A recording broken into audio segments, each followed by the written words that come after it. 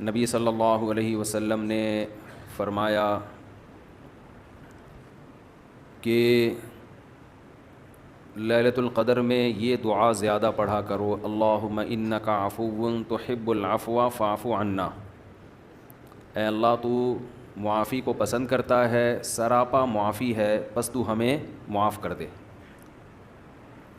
قرآن میں دو جگہ اللہ نے لیلۃ القدر کی فضیلت بیان کی، ایک سورہ دخان میں اور ایک سورہ قدر میں۔ سورہ دخان میں کہا انا انزلناہ فی لیلۃ مبارکہ، ہم نے اس قرآن کو نازل کیا برکت والی رات میں، اور سورہ قدر میں ہے انا انزلناہ فی لیلۃ القدر، ہم نے قدر کی رات میں اس کو نازل کیا۔ اور دونوں جگہ قرآن میں ہے تنزل الملائکۃ والروح فیہا من کل امر باذن ربہم من کل امر، کہ فرشتے اس رات میں اللہ کے حکم کو لے کر نازل ہوتے ہیں۔ اور سورہ دخان میں کہا فیہا یفرق کل امر حکیم، ہر حکمت والے فیصلے اس رات میں کیے جاتے ہیں۔ تو یہ سب لیلۃ القدر کے بارے میں ہے، اس کو لوگ شب برات پر لے جاتے ہیں۔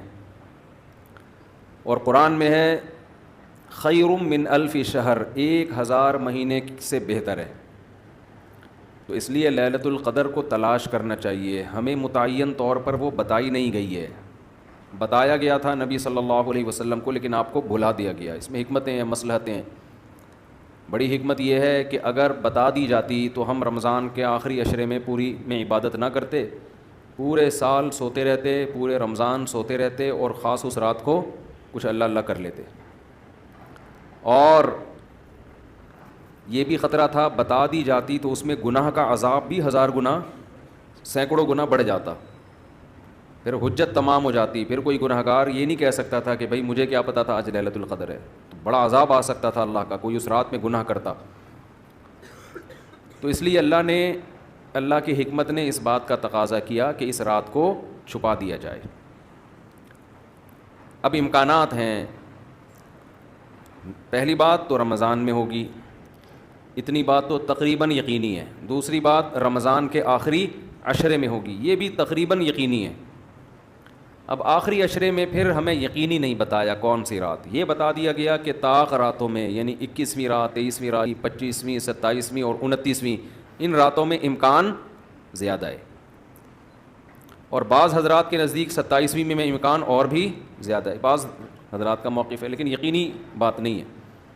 تو طاق راتوں میں یعنی کوشش تو کریں رمضان کے آخری عشرے میں عبادت کریں، ورنہ کم سے کم آخری درجہ کیا ہے کہ رمضان کی طاق راتوں میں خود بھی نماز، تلاوت اور دعا میں دل لگائیں، اور اپنے گھر والوں کو بھی نمازوں اور تلاوت میں لگائیں، دعاؤں کو، بچوں کو بھی لگائیں، اٹھایا کریں رات کو جا کے کہ بیٹا اٹھو، تھوڑا اللہ اللہ کر لو، نماز پڑھ لو، کچھ اللہ سے دعائیں مانگ لو۔ دعا کو بہت فوکس کرنا چاہیے، آج کل دعاؤں کو چھوڑ دیا بالکل، حالانکہ سب سے بڑی عبادت ہی دعا ہے۔ دعا میں اللہ اور بندے کا جو کنیکشن ہوتا ہے نا، وہ نماز میں بھی نہیں بنتا، وہ تلاوت میں بھی نہیں بنتا، وہ جو تعلق بنتا ہے نا اللہ اور بندے کا دعا میں، وہ کسی عبادت میں نہیں بنتا۔ تلاوت کا مطلب تو یہ ہے کہ اللہ آپ سے کیا کہہ رہا ہے وہ سن لیں آپ، اس میں تو یہ فائدہ ہوتا ہے، لیکن دعا میں تو آپ اللہ سے تعلق بڑھاتے ہیں نا، آپ اللہ سے مانگتے ہیں۔ تو اس لیے ان راتوں میں خوب گڑ گڑا کے لمبی لمبی دعائیں مانگنے کا معمول بنائیں۔ اعتکاف والے ساتھی بھی بیٹھ جائے کریں اکیلے میں، کہیں کچھ کر لیں، اللہ اللہ سب کچھ مانگ لیں، یہ سوچ کر کہ جو مانگیں گے اللہ ہمیں وہ دے گا۔ جب انسان مانگتا ہے نا پتہ نہیں ملے گا نہ ملے، تو پھر ملتا نہیں ہے۔ اللہ کہتا ہے جب تیرا میرے بارے میں یہ نظریہ ہے کہ میں دیتا ہی نہیں ہوں، تو پھر مانگتا رہے بیٹھ کے، میں نہیں دوں گا۔ اللہ میں استغنا بہت ہے، اللہ کا معاملہ یہ ہے کہ اللہ میں استغنا بہت ہے۔ اللہ کے سامنے جھکو گے تو وہ چپڑ پھاڑ کے دے گا، تھوڑی سی بھی اکڑ دکھاؤ گے تو پھر اللہ کا کچھ نہیں بگاڑ سکتے، پھر خود ہی رلتے رہو گے، ساری زندگی برباد ہوتے رہو گے۔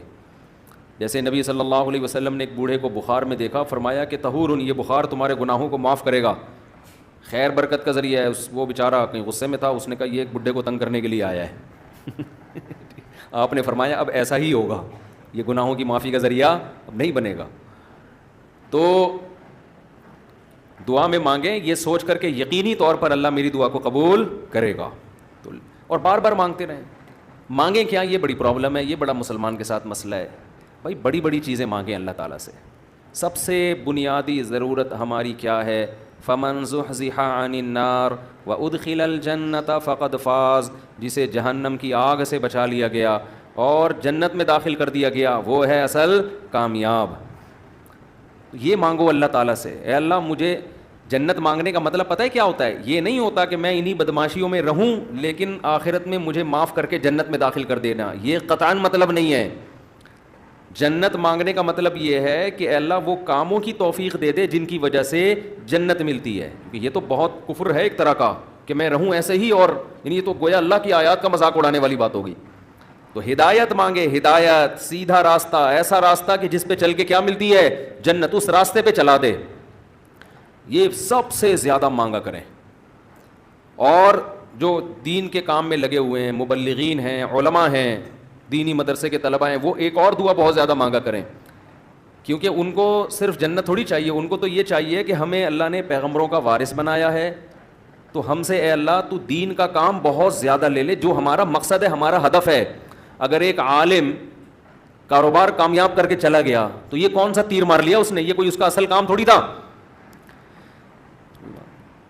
ایک عالم شادی کر کے 4 شادیاں کی اور دھڑا دھڑ بچے پیدا کر کے دنیا سے چلا گیا، کام تو یہ بھی اچھا کیا اس نے، لیکن یہ اس کا اصل ہدف؟ یہ تو کوئی بھی کر سکتا ہے۔ یہ تو ابو ظہبی کے جو سابق بادشاہ تھے ان کے میرے خیال ہے 100 کے قریب کہا جاتا ہے بیٹے بیٹے تھے ان کے، دھڑا دھڑ شادیاں کی انہوں نے۔ وہ لوگ تو پھر طلاقیں دے دے کے بھی کرتے رہتے ہیں نا عرب بادشاہ، انہیں کوئی نہیں پوچھتا کہ طلاق دے بھی ہم آپ اور نہیں، یہ حرکت شروع کر دینا، پٹو گے بہت برے طریقے سے۔ ویسے بھی شریعت میں پسندیدہ کام نہیں ہے طلاق دینا، لیکن عرب لوگوں کے پاس پیسہ بہت ہے، وہ بھائی ایک بیوی کو طلاق دی ہے، بھائی بنگلہ دے دیا، وہ خوش ہوتی ہے، چل بھائی بنگلہ ملا، ایک اور شادی کی، تو ان کے ہو جاتے ہیں 100۔ تو عالم کا اصل کام کیا ہے؟ اللہ اس سے دین کا کام لے لے۔ جیسے پیغمبروں کو دنیا میں بھیجا گیا دین کی خدمت کے لیے، وہ اگر وہی نہ کریں تو پھر ان کا مقام اور مرتبہ ہے؟ ظاہر ہے ان کا مقام کس لیے؟ دین کی خدمت۔ تو جو دینی مدرسوں کے طلباء ہیں، علماء ہیں، ان کا تو یہ فرض ہے کہ اتنا مانگے اللہ سے کہ اللہ ہماری صلاحیتیں ضائع نہ ہوں، تو ہم سے دین کا بہت زیادہ کام لے لے۔ ایک عامی آدمی بھی یہ دعا مانگ سکتا ہے، لیکن طلباء اور علماء کے لیے اس کی اہمیت زیادہ ہے۔ تو اس میں ہمارے حضرت یہ دعا بتایا کرتے تھے، اے اللہ اخلاص کے ساتھ کام لے لے دین کا، کیونکہ دین کے کام میں بہت دفعہ ریاکاری آتی ہے۔ کام دین کا ہوتا ہے لیکن پھر آدمی کی اپنی انا شامل ہو جاتی ہے، اپنی پبلسٹی، میں بڑا بن جاؤں، میری پروموشن ہو، مجھے لوگ واہ واہ کریں، یہ نفس کی خواہش اس میں کیا ہوتی ہے؟ شامل، اور اس سے دین کا کام تو ہو جاتا ہے، آپ کو قیامت کے دن ٹکے کا بھی اجر نہیں ملتا۔ کیوں؟ حدیث میں آتا ہے ان اللہ رب یؤید ھذا الدین برجل فاجر او کما قال صلی اللہ علیہ وسلم، اللہ بعض دفعہ کسی فاسق سے بھی دین کا کام لے لیتے ہیں، اس کا اللہ کی نظر میں مقام نہیں ہوتا لیکن بعض دفعہ کام اللہ اس سے لے لیتے ہیں، ہو جاتا ہے لیکن مقبول نہیں ہوتا وہ۔ تو اخلاص کے ساتھ دین کے کام کی اللہ توفیق دے، کس کے ساتھ؟ اخلاص۔ دوسرا عافیت کے ساتھ۔ دین کے کاموں میں آزمائشیں بہت ہیں، جیلیں بھی ہیں، لوگوں کی صلواتیں بھی ہیں، تو انسان اللہ سے دعا یہی مانگے کہ عافیت کے ساتھ ہو جائے، آزمائشوں میں نہ گھروں میں۔ اور تیسری بات، قوت اور ہمت کے ساتھ۔ قوت الگ چیز ہے، ہمت الگ، پاور بھی ہو میرے پاس کام کی، کمزور آدمی دنیا میں کام نہیں کر سکتا، تو کام بھی قوت کے ساتھ ہو، پاور کے ساتھ، جاندار کام ہو، کچھ کر کے جاؤں دنیا سے، لوگ کہیں بھائی، لوگ کہیں نہ کہیں، اللہ کہے کہ کچھ کر کے گیا۔ لوگوں کو بعض دفعہ پتہ ہی نہیں ہوتا، کر کوئی اور رہا ہوتا ہے، کیش کوئی اور کرا رہا ہوتا ہے، تو اللہ کو پتہ ہے، اللہ کہے کہ واقعی تو کچھ کر کے آیا ہے۔ اور چوتھا، ہمت کے ساتھ۔ طاقت ہوتی ہے، بہت سے طاقتور ہم نے دیکھے ہیں سستی کی وجہ سے کام نہیں کر رہے ہوتے، پوستیوں کی طرح پڑے رہتے ہیں، وہ پاور بھی ہوتی ہے، بولنے کی طاقت، چلنے کی طاقت، دوڑنے کی طاقت، لیکن کیا ہر دوڑنے والا دوڑتا بھی ہے؟ اس کے لیے ہمت بھی تو چاہیے نا۔ کمزور میں ہمت ہوتی ہے، طاقت نہیں ہوتی، طاقتور میں، یعنی اگر کمزور میں ہمت ہو، طاقت نہ ہو، وہ بھی کسی کام کا نہیں۔ آپ میں طاقت ہے مگر ہمت نہیں ہے، آپ بھی کسی کام کے نہیں ہیں۔ تو ہمت کے ساتھ، تو یہ 4 الفاظ کے ساتھ دعا مانگا کریں، اے اللہ دین کی خوب خدمت لے لے، اخلاص کے ساتھ، عافیت کے ساتھ، قوت اور ہمت کے ساتھ، اتنی خدمت کہ میں دین کے کاموں میں کسی سے پیچھے نہ رہوں، کیونکہ مقابلہ ہے، کمپٹیشن ہے۔ پہلے میں کبھی یہ دعا مانگتا تھا، بلکہ میں کیا، ہمارے ایک دوست تھے، وہ انہوں نے ہمارے شیخ کو خط لکھا کہ میں یہ دعا مانگتا ہوں، اے اللہ میں دینی کاموں میں سب سے آگے نکل جاؤں، سب کو پیچھے چھوڑ دوں میں۔ تو انہوں نے فرمایا یہ سب کو پیچھے چھوڑنے والی دعا ٹھیک نہیں ہے، وہ کہیں گے ہمیں کیوں دعا میں ہرا رہا ہے، تو اپنے لیے مانگنا یہ ایسا ہی ہے جیسے آپ کہہ رہے ہو اللہ مجھے اتنا پیسہ دے کہ وسیم سے زیادہ دے دے مجھے, وسیم مجھ سے پیچھے رہ جائے. تو وسیم کہے گا تو اللہ سے جتنا پیسہ مانگ, مجھے کیوں پیچھے کر رہا ہے اپنے, میں نے تیرا کیا بگاڑا ہے بھائی. تو حضرت نے دعا کے الفاظ چینج کروائے, ان سے کہا یوں نہ مانگا کرو کہ میں سب کو پیچھے چھوڑ دوں, بلکہ یوں دعا مانگو میں کسی سے پیچھے نہ رہوں, مجھے اپنے آگے نکلنے کی فکر ہے, دوسروں کو پیچھے چھوڑنے کی نہیں ہے. تھوڑی سی ورڈنگ صحیح کر لو اپنی. تو یہ دو دعائیں بہت مانگا کریں. اپنی اولادوں کے لیے مانگ لیں, مجھے ایسی اولاد دے دے جو نیک اور صالح ہو, دین کی خدمت کرے. اللہ کی نظر میں دیکھو آپ کی اولاد مالدار ہے نا, آپ تو خوش ہوتے ہیں میرا بچہ کتنا بڑا بنگلہ, اللہ کی نظر میں اس کی ویلیو 2 ٹکے کی بھی نہیں ہے. اگر اللہ کی نظر میں ان پیسوں کی, گاڑی بنگلے کی کوئی 2 ٹکے کی حیثیت ہوتی نا, تو موسیٰ کلیم اللہ کو اللہ سب سے زیادہ مال دیتا, سب سے زیادہ مال. اور فرعون تانے کیا دیتا تھا حضرت موسیٰ کو, مسکین, اس کے ہاتھ میں سونے کے کنگن نہیں ہیں, میرے ہاتھ میں سونے کے کنگن, میرے پاس باغات جن کے نیچے نہریں بہتی ہیں, موسیٰ کے پاس کچھ بھی نہیں ہے, مسکین. آپ اپنی اولاد کو چاہتے ہو کروڑ پتی بن جائے, دولت مند بن جائے, یہ ابے بھائی مسافر خانہ ہے, لعنت بھیجو یار. بن جائے تو ٹھیک ہے, میں نہیں کہہ رہا ان کو غریب لاوارث چھوڑ کے جاؤ, فوکس کس کو کرو بھائی, نیک بن جائے, دیندار بن جائے, پرہیزگار بن جائے. اگر پرہیزگار بن گئی نا, اللہ پہ اعتماد اور تعلق ہو گیا, سوکھے ٹکڑوں میں بھی آپ کی اولاد خوش رہے گی. اور اگر پرہیزگار نہیں بنی تو میں نے کروڑ پتی باپ کو دیکھا ہے جس نے کروڑوں روپے کی جائیدادیں بچوں کے لیے تیار کی, اور وہی بچے باپ کو صبح شام ٹینشن بھی دے رہے ہیں اور خود بھی ڈپریشن کی گولیاں کھا رہے ہیں, وہ دین نہ ہونے کی وجہ سے. تو لیلۃ القدر میں کیا دعائیں مانگنی ہیں؟ 2 دعاؤں کو فوکس زیادہ کرنا ہے. ایک ہدایت اپنے لیے بھی, اپنے ماں باپ کے لیے, بیوی اور بچوں کے لیے, اپنے بہن بھائیوں کے لیے, اور ان کے ازواج اور ان کی اولاد. یہ آپ کا فیملی کیا ہو گئی؟ کمپلیٹ. یوں دعا مانگے, اے اللہ عافیت والی زندگی دے, سیدھے راستے پہ چلا دے مجھے, میرے والدین کو, والدین میں باپ دادا سب آ گئے, نانا نانی سب آ گئے, میرے والدین کو, میرے بیوی بچوں کو, میرے بہن بھائیوں, ان کی ازواج اور ان کی اولاد کو. ازواج میں شوہر اور بیوی دونوں آ گئے ہیں, تو یہ آپ کی فیملی کیا ہو گئی؟ کمپلیٹ. تو یہ سب کے لیے دعا کر دی. تو چند دعائیں, اب موضوع چل پڑا ہے تو میں بتا دیتا ہوں جو مانگنی چاہیے, کیونکہ ہمارے یہاں دعا ہی نہیں, عجیب طریقے سے دعائیں مانگی جا رہی ہوتی ہیں. چند دعائیں بہت ضروری ہیں جو ان لیلۃ القدر میں آپ نے کثرت سے مانگنی ہے. ایک دعا سب سے پہلے میں نے بتایا کیا مانگنی ہے؟ ہدایت.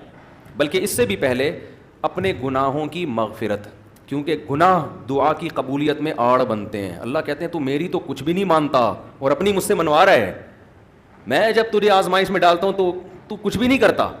تو پہلے اللہ سے معذرت کر رہے ہیں, معافی مانگے, جو میرے گناہ ہو چکے معافی چاہتا ہوں, میں اقرار کرتا ہوں میں غلط ہوں, تو میرے گناہوں کو کیا کر دے؟ معاف. یہ بار بار مانگے اللہ سے. یہی ہے انک عفو تحب العفو فاعف عنا. اور دل میں نیت کریں اللہ میں تجھ سے وعدہ کرتا ہوں آئندہ میں گناہ نہیں کروں گا. شیطان ایسے موقع پہ کہے گا بھائی تو کر لے گا, تو کیوں جھوٹے باتیں کر رہا ہے؟ تو شیطان کو بولیں تو اور میں جانوں, اللہ جانے تجھے کباب میں ہڈی بن کے تجھے کیا تکلیف ہو رہی ہے. یہ شیطان نا ایسے موقع پہ یہ کرواتا ہے تاکہ منہ سے بات بھی اچھی نہ نکالو آپ. شیطان آئے گا اور کہے گا کہ بھائی تو دعائیں مانگ رہا ہے کہ تو میں دوبارہ نہیں کروں گا, تو نے کرنا تو ہے یہ کام دوبارہ, کیوں اپنے آپ کو دھوکہ دے رہا ہے؟ تو آپ شیطان سے کیا بولو, بھائی میرا معاملہ اللہ کا معاملہ, تیرے کو بیچ میں تکلیف کیا ہو رہی ہے؟ جیسے میں جب شادی کر رہا تھا تو لوگ محلے والے کہہ رہے تھے مفتی صاحب کو کیا ہو گیا, پھر تیسری شادی کر رہے ہیں. تو ایک صاحب نے کہا بھائی اپنے خرچے پہ کر رہے ہیں, لڑکی کے ابا راضی ہیں, تو آپ کو تکلیف کیا ہو رہی ہے؟ ان کے گھر والوں کو ہو تو سمجھ میں آتا ہے. تو یہی بات شیطان کو سمجھا دیا کریں, صحیح ہے نا. یہ وسوسے ڈالتا ہے شیطان عمل سے روکنے کے لیے. تو بھائی جب بعد میں خدا نخواستہ ہو گیا تو دوبارہ توبہ کر لیں گے. اب یہ تھوڑی کہ اگر ہونے کا خطرہ ہے تو ہم کوئی اچھا کام ہی نہ کریں, باقی اچھے عمل بھی چھوڑ دیں اس چکر میں کہ ہم سے تو گناہ ہو جاتا ہے تو اب ہم کیا, ہمیں کیا بھائی, ہو جاتا ہے تو جب ہوگا تو دیکھا جائے گا, ابھی تو نہیں ہو رہا نا, ابھی تو جذبہ نہیں کریں گے بس. تو پہلے کیا کرنا ہے؟ گناہوں سے توبہ, اس کے بعد ہدایت کی دعا. سب سے بڑی ضرورت کیا ہے؟ سیدھے راستے پر چلنے کی توفیق. اس میں اپنے لیے, بیوی بچوں کے لیے, اپنے والدین اور بہن بھائی اور ان کی ازواج اور اولاد, یہ پورا بڑے بڑے رشتے کور ہو گئے اس میں, ٹھیک ہے نا.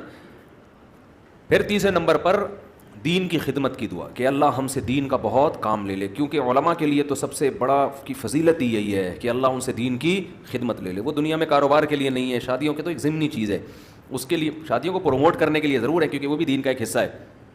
تبھی ہمارے حضرت مفتی رشید احمد صاحب کہتے تھے علماء کو خود شادیاں نہ کرو, لوگوں کو ترغیب دو. لوگ کہتے تھے حضرت جب ترغیب کیسے دیں جب خود نہیں کرے گا, خود کرو گے تو دین کے کام کے قابل نہیں رہو گے. اتنے جھگڑے ہوں گے نا کہ بس اسی کام کے رہ جاؤ گے اور کسی کام کے نہیں رہو گے. تو البتہ یہ سنت ہے ضروری تو لوگوں کو ترغیب دو. لیکن وہی بات ہے کہ ایسے ترغیب دیں لوگ کہیں گے خود کر نہیں رہا. تو اے اللہ دین کا کام مجھ سے بہت زیادہ لے لے. تاجر ہے وہ بھی دعا کر سکتے ہیں دین کا کام لے لے, اللہ اس کے مال سے مدارس بنوا دے, مسجدیں بنوا دے, یتیم خانے کھلوا دے, تو کتنی بڑی بات ہے. چوتھی دعا عافیت کی. یہ نہ مانگا کرے اللہ مجھے مال و دولت دے دے, اے اللہ میری تنخواہ 2 کروڑ کروا دے. اس طرح کی دعائیں یہ جزیات ہیں, ہدف کو فوکس کرنا چاہیے. اللہم انی اسألک العفو والعافیہ, معافی چاہتا ہوں, عافیت والی زندگی, ٹینشنوں سے پاک زندگی چاہیے. اب وہ اللہ کی مرضی ہے پیسہ دے کے ٹینشن سے پاک کر دے یا بغیر پیسے کے آپ کو ٹینشن فری بنا دے. عافیت چاہیے مجھے. فی الدین والدنیا والآخرہ, دین میں بھی عافیت, میرا دین بھی مصیبتوں سے محفوظ رہے, میری دنیا بھی اور آخرت بھی. وفی اہلی و مالی, میرے گھر بار بھی پریشانیوں سے محفوظ رہیں, بیوی بچے بھی, و مالی اور میرا مال بھی مصیبتوں سے محفوظ رہے. مالوں پہ ہلاکتیں آ جاتی ہیں, فیکٹریوں کو آگ لگ جاتی ہے, تو یہ بڑی جامع دعا ہے, سمجھتے ہو. اس کے بعد ایک دعا اللہ سے اور مانگ لو. شادی شدہ آدمی کے لیے گھر ایک بڑی ٹینشن ہوتا ہے نا, وہ کہہ سکتا ہے کہ میں اللہ سے مصیبت سے پناہ مانگ رہا ہوں, تو مصیبتیں تو میں نے گھر میں خود پالی ہوئی ہیں. شادی شدہ لوگ, بعض لوگوں کی یہ رائے ہوتی ہے, تو یوں دعا مانگو, ربنا ہب لنا من ازواجنا وذریاتنا قرۃ اعین, اے اللہ ہمیں ہماری ازواج یعنی بیویوں اور اولاد کی طرف سے آنکھوں کی ٹھنڈک. یہ دعا عورت بھی مانگ سکتی ہے کیونکہ زوج کا لفظ بیوی پر بھی اور شوہر پر بھی. آنکھوں کی ٹھنڈک دے, ان کو ہماری آنکھوں کی ٹھنڈک بنا دے. جب ہم گھر آئیں تو خوشی ہو, میری وائف بیٹھی ہوئی ہے ماشاء اللہ, میرے بچے بیٹھے ہوئے ہیں, خوشی ہو. یہ نہ ہو کہ جب گھر آئے تو پتہ چلا بیگم میکے گئی ہوئی ہے تو خوشی سے پاگل ہو جائے آدمی, جیسے کہ آج کل ہو رہا ہے. آدمی کا دکھایا اس کی بیوی میکے جا رہی ہے تو وہ بڑا پریشان نہ کہ یار جا رہی ہے, کچھ افسوس ہوا, اور ادھر منہ کر کے خوشی سے ناچ رہا ہے. ٹھیک ہے نا, تو یہ کنڈیشن نہ ہو. اے اللہ ہمارے گھر والوں کو اور اولاد کو ہمارے لیے آنکھوں کی ٹھنڈک. آنکھوں کی ٹھنڈک کا یہاں مطلب یہ ہے کہ ان کو نیک بنا دے. ان کو کیا بنا دے؟ نیک, شریف, شرفا. نماز روزے میں لگے ہوئے ہوں, گھر جاؤ تلاوت کا ماحول ہو, دعاؤں میں لگے ہوئے ہوں, تلاوت کر رہے ہوں, تو جس کی فطرت صحیح ہو اسے یہ عمل دیکھ کر اس کی آنکھیں کیا ہو جاتی ہیں؟ ٹھنڈی. اور اگر آپ گھر میں گئے, بیگم صاحبہ ڈرامہ دیکھ رہی ہیں, سین چل رہا ہے بڑا ٹائٹ قسم کا نا, اور بچے بھی پب جی پہ لگے ہوئے ہیں, فلمیں دیکھ رہے ہیں, میوزک سن رہے ہیں, خدا کی قسم اس سے آپ کی آنکھیں ٹھنڈی نہیں ہوں گی. میں لوگوں سے کہتا ہوں اپنی بچی کو اسکارف پہناؤ, پراپر ڈریس پہناؤ, پھر دیکھو کتنی پیاری لگے گی آپ کو. اور آپ اس اسکارف جو ہے نا اور اسکرٹ پہنا دو, سلیو لیس کپڑے پہنا دو, آپ کو وہ آنکھوں کی ٹھنڈک نہیں لگے گی. گھر کا ماحول دینی ہو, طہارت کا, نماز کا, تلاوت کا, معمولات کا. تبلیغ والے کروا دیتے ہیں, اپنی عورتوں کو تبلیغ میں وقت لگواؤ گے تو گھر میں یہ معمولات شروع ہو جائیں گے. تبلیغ میں بڑی جان ہے. بڑے بڑے لوگوں کو میں نے دیکھا ہے, بیگم کنٹرول میں تھی, تبلیغ میں لے گئے, صحیح ہو گئی, وہ گھر کا ماحول بن گیا. اور گھر کا ماحول عورت سے بنتا ہے, آدمی سے نہیں بنتا. تو آنکھوں کی ٹھنڈک بنا دے. وجعلنا للمتقین اماما, یہ اسی کی تفسیر ہے. اور ہمیں پرہیزگاروں کا امام بنا. یہ مطلب نہیں کہ اگلے الیکشن میں ہم جیت جائیں. پرہیزگاروں کا امام کا مطلب امام تو ہم ہیں ہی, ہمارے ماتحتوں کو پرہیزگار کر دے, اچھے لوگوں کے سربراہ ہوں ہم. تو بیوی بچے آپ کے ماتحت ہوتے ہیں نا, تو ہمیں ان کو کیا بنا دے, تو پرہیزگار بنا دے. تو یہ دعا بھی بہت امپورٹنٹ ہے. اللہ نے نیک لوگوں کی صفات میں یہ دعا بھی بیان کی ہے کہ وہ ہم سے یوں دعا مانگتے ہیں. اور 2 دعائیں اور جلدی سے بتا دوں, یہ ٹاپک نہیں تھا, لمبا ہوتا جا رہا ہے مسلسل, اس پہ میں مستقل انشاءاللہ بیان کروں گا. 2 دعائیں اور لیلۃ القدر میں, اور ویسے بھی معمول بنائیں. ایک دعا یہ کہ جہنم کی آگ سے خلاصی, بار بار قرآن یہ بیان کرتا ہے, جنت کی طلب اور جہنم کی آگ سے خلاصی. قرآن بار بار کہتے ہیں ہمارے نیک بندوں کے دل میں جنت کی اتنی لالچ ہے کہ راتوں کو اٹھ اٹھ کے اللہ کو پکارتے ہیں کہ اللہ ہمیں اس جنت کا وارث بنا دے, محروم نہ کرنا اس جنت سے. جن کا آخرت پر ایمان نہیں ہے نا, انہوں نے جنت کو دوسرے درجے پہ رکھا ہوا ہے. میں بھی ہو سکتا ہے جنت ہو, مل جائے تو ٹھیک ہے, اس طرح سے مانگ رہے ہوتے ہیں.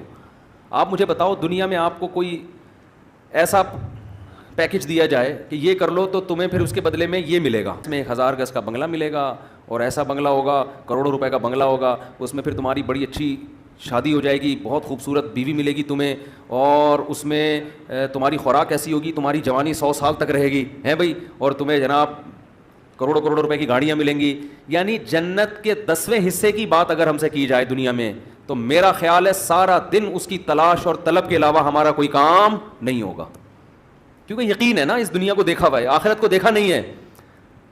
تو اللہ تعالیٰ کہتے ہیں کہ ہمارے نیک بندے راتوں کو اٹھ کے اللہ سے کیا مانگتے ہیں؟ جنت. کہ اللہ ربنا وآتنا ما وعدتنا علی رسلک، اے اللہ تو نے پیغمبروں کی زبان سے جس جنت کا ہم سے وعدہ کیا ہے وہ اس وعدے سے ہمیں محروم نہ کرنا، وہ دینا ہمیں جنت، ہم محتاج ہیں اس کے. وہ بڑی دل نشیں جنت ہے، ایسا نہ ہو کہ نیک لوگ اس میں جا رہے ہوں اور ہمیں اس سے روک دیا جائے. اس وقت یہ منظر قہر بن کے گرے گا آپ کے اوپر، یہ بہت بڑی ٹینشن ہوگی.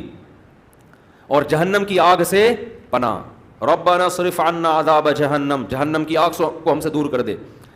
تو یہ چند دعائیں ہیں جو مانگا کریں پابندی کے ساتھ. سمجھتے ہو کہ نہیں سمجھتے؟ اور ایک آخری دعا، اگر آپ کے والدین دنیا سے جا چکے ہیں یا آباء و اجداد کوئی بھی جا چکے ہیں، ان کی مغفرت کی دعا. ان کو بھولنا، جن میں والدین تو بہرحال وہ تو زندگی بھر نہیں بھولنا ان کو. جب مغفرت کی دعا تو سب سے پہلے اپنے والدین کے لیے الگ الگ مانگا کرو، باپ کے لیے الگ اور ماں کے لیے الگ. ہول سیل کے حساب سے نہ مانگا کرو. بعض لوگ ہول سے، یا اللہ جتنے بھی مرحومین دنیا سے جا چکے ہیں سب کی مغفرت فرما دے. تو مرحومین میں ابا بھی آ گئے، اماں بھی آ گئے، نانی بھی آ گئی، دادی بھی، سب ہول سے. دعاؤں میں ہول سیل نہیں چلتا. نام لے لے کے اس میں زیادہ خشوع و خضوع پیدا ہوتا ہے. سمجھتے ہو؟ اب ظاہر ہے سارے مرحومین کا تو نام لے نہیں سکتا نا، تو خود ہی مرحومین میں داخل ہو جائے گا تھوڑی دیر میں. تو چند اسپیسیفک مرحومین کا نام لے کے پھر ہول سیل کے حساب سے کہ جتنے دنیا سے مسلمان جا چکے ہیں اللہ مغفرت کرے. تو یہ کام ضرور کرنا چاہیے لیلۃ القدر میں. اور لیلۃ القدر میں مخصوص عبادت ثابت نہیں ہے. یہ جو چل رہا ہوتا ہے نا کہ پہلی رکعت میں یہ سورت پڑھیں، پھر یہ سورت پڑھیں، پھر یہ سورت پڑھیں، یہ سب چیزیں غیر ثابت ہیں، بدعت ہیں. ان سے اجتناب کریں. تمام دوائیں بچوں کی پہنچ سے دور رکھیں، تمام بدعتیں اپنی اور بچوں کی پہنچ سے دور رکھیں. تو لیلۃ القدر میں آپ سمپل نماز پڑھیں، زیادہ سے زیادہ دعا مانگیں، اور تسبیحات ہیں، تلاوت ہے، یہ کام کریں. سمجھتے ہو؟ دوسرا، جتھے نہ لگائیں لیلۃ القدر میں. اس کو بھی لوگوں نے ایک شو بنا لیا ہے. جتھے دوست احباب مسجد میں ٹوپیاں پہن کے جا رہے ہیں اور پھر بیٹھے ہوئے ہیں، گپے لگ رہی ہیں، ہاں ہلا گلا چل رہا ہے، پھر چلو جی جماعت سے نماز ہو رہی ہے. ٹھیک ہے، جماعت سے نماز بھی پڑھ سکتے ہیں، لیکن تراویح میں تو بڑی جماعتیں جائز ہیں، تو ثابت ہے خلفائے راشدین سے. تہجد میں بڑی جماعت ثابت نہیں ہے، لہذا یہ بھی بدعت ہے. تراویح تو ثابت ہے نا، اس میں تو جتنے پوری مسجد بھر جائے، لیکن تہجد میں اس طرح تداعی کہ اتنے لوگوں کو اکٹھا کرنا کہ قاری صاحب تہجد پڑھا رہے ہیں سب لوگ آ جاؤ، یہ نبی سے ثابت نہیں ہے. جب ثابت نہیں ہے تو جائز بھی نہیں ہے. تو اس لیے تہجد میں اگر کسی نے جماعت پڑھنی ہے 2-3 سے زیادہ افراد کو اکٹھا بولو نہ کریں، تاکہ زیادہ تعداد نہ ہو جائے لوگوں کی. لیکن بہتر یہی ہے کہ اپنے طور پہ پڑھیں تہجد. تراویح ہو گئی جماعت کے ساتھ، باقی نوافل کیسے پڑھیں؟ انفرادی میں الگ اللہ سے تعلق بنتا ہے، جماعت میں الگ تعلق بنتا ہے. تو اس میں انفرادی کو فوکس کریں. تو کوئی مخصوص صورتیں پڑھنا، پہلی رکعت میں یہ، دوسری میں یہ بھی بدعت ہے. صلاۃ التسبیح کی جماعت بھی جائز نہیں ہے. سمجھتے ہو؟ صلاۃ التسبیح انفرادی طور پر تھوڑا سا اختلافی مسئلہ ہے. جمہور علماء کے نزدیک سنت ہے. بعض کچھ علماء ایسے بھی گزرے ہیں جو صلاۃ التسبیح کو نہیں سنت مانتے. وجہ اس کی یہ ہے کہ وہ کہتے ہیں اس بارے میں کوئی بھی صحیح حدیث موجود نہیں ہے. لیکن چونکہ روایات کی کثرت ہے، اور کثرت سے جب روایات ہوتی ہیں تو درجہ حسن تک حدیث پہنچ جاتی ہے. اس بیس پر بہت سے علماء کی رائے یہی ہے کہ پڑھ لینی چاہیے. تو جو اختلافی مسئلہ ہو اس میں اگر کوئی بھی رائے رکھتا ہے تو اس میں شدت جائز نہیں ہے. سمجھتے ہو کہ نہیں سمجھتے؟ تو اچھا، میرا موقف چونکہ یہ والا ہے جو ابن تیمیہ رحمہ اللہ کا موقف تھا، تو میں کیا، میری اوقات کیا، بعض بڑے علماء کا بھی وہی موقف ہے، تو اس لیے تو میں بھی اسی موقف کو مانتا ہوں. لیکن کوئی فتویٰ میں یہی دیتا ہوں جو جمہور کا ہے کہ بھائی ٹھیک ہے، جو مفتہ بھی قول تو یہی ہے کہ پڑھ لینا چاہیے. عبداللہ بن مبارک، علامہ ناصر الدین البانی رحمہ اللہ نے اس مسئلے میں عبداللہ بن مبارک کی تقلید کی ہے. ان کی نظر میں بھی اس بارے میں کوئی حدیث صحیح نہیں ہے، لیکن چونکہ عبداللہ بن مبارک سے اس کی سنیت منقول ہے تو انہوں نے اس مسئلے میں تقلید کی ہے. کس کی؟ عبداللہ ابن مبارک کی. اتنے بڑے آدمی پڑھتے تھے تو ٹھیک ہے. تو خیر کہاں سے لمبی بات چلی گئی. تو لیلۃ القدر میں دعائیں مانگنی ہیں اور گناہوں سے معافی. تو گناہوں سے معافی میں گناہ دماغ میں ہوں گے تو معافی مانگے گا نا. تو پہلے اپنے گناہوں کے بارے میں سوچنا بھی ہے کہ میرے اندر خرابیاں ہیں کیا. تو دیر آر 2 types آف خرابیز. خرابیوں کی کتنی قسمیں ہیں؟ 2. ایک اللہ سے معاملہ ٹھیک نہیں ہے، ایک اللہ کے بندوں سے. تو اللہ سے جو معاملہ ٹھیک نہیں ہے، فرض نماز آپ کے ذمے، روزے آپ قضا کر رہے ہیں، بد نظری کر رہے ہیں، سود کھا رہے ہیں، زنا کر رہے ہیں، انٹرنیٹ پر فحش فلمیں دیکھ رہے ہیں، داڑھی کاٹ رہے ہیں اور ازار ٹخنوں سے نیچے رکھتے ہیں اور زکوٰۃ نہیں دیتے. یہ سب کس کے حقوق ہیں؟ اللہ کے. حج نہیں کیا، فرض ہوا ہے آپ کے اوپر. اور مخلوق کے حقوق کیا ہیں؟ سب سے پہلے دیکھنا وراثت تو پھوڑ پھاڑ کے نہیں بیٹھا ہوا میں کہیں. ابا کا انتقال ہو گیا، ایسا تو نہیں میں کسی کا حصہ کھا رہا ہوں. بہن کے حقوق میں آتا ہے نا، وراثت پھوڑ پھاڑ کے بیٹھا ہوا ہے تو بھائی سب سے پہلے بہن کی وراثت اس کے حوالے. بڑا بھائی ہے تو چھوٹے بھائیوں کا حق تو نہیں کھا رہا, سمجھتے ہو؟ تو مخلوق میں سب سے پہلے مالی حقوق ہیں. پھر دیکھو قطع رحمی تو نہیں کی ہوئی, ایسا تو نہیں کوئی قریبی رشتہ دار ہو جس کو پورے سال آپ پوچھنے کی توفیق ہی نہیں ملتی, تو قریبی رشتہ داروں کو منا لو, تھوڑا سا ہیلو ہائے کر لو, سلام دعا کر لو ان سے, کیا جا رہا ہے اس میں؟ تو یہ موٹے موٹے رشتہ داروں کے حقوق یہ سوچ کے اللہ سے توبہ کر لو اور وہ حقوق ادا کر لو. پھر لیلۃ القدر بنے گی. جس طرح سے آج کل لیلۃ القدر منائی جا رہی ہے نا, حالانکہ وہ منانے کی چیز نہیں ہے, لیکن جس طرح سے منائی جا رہی ہے اس طرح تو بھائی ہزاروں لیلۃ القدر آ جائیں تو کیا فائدہ, تھوڑی بہت عبادت کا ثواب تو مل جائے گا, لیکن جو فضیلت ہے, گناہوں سے توبہ کی توفیق, اور اللہ تعالیٰ فیصلے کرتے ہیں پورے سال, تو جب جو وراثت کھانے کا ارادہ کر کے بیٹھا ہوا اس کے لیے کیا فیصلے ہوں گے پورے سال, خود سوچ لو آپ. تو یہ تھوڑا لیلۃ القدر کے حوالے